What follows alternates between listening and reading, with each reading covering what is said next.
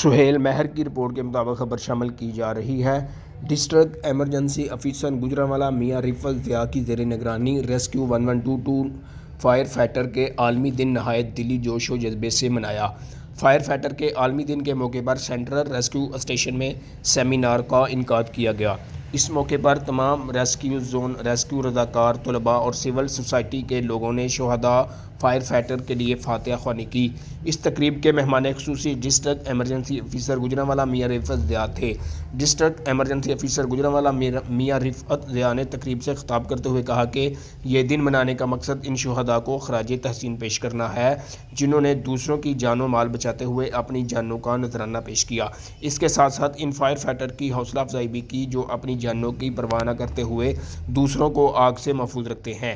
ان کا مزید کہنا تھا کہ ضرورت اس امر کی ہے کہ احتیاطی تدابیر اختیار کرتے ہوئے آگ لگنے کے واقعات کو رونما ہونے سے روکا جائے۔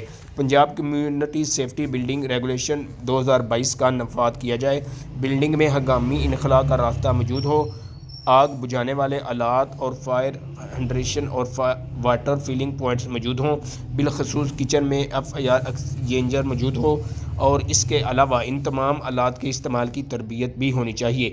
ان تمام اقدامات کے بعد ہم اس معاشرے کو محفوظ بنا سکتے ہیں۔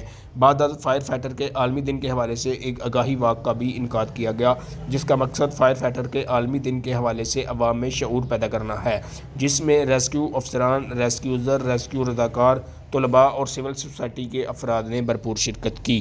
کیمرہ مین علی بٹ کے ساتھ سہیل مہر، نیوز 4 گوجرانوالہ۔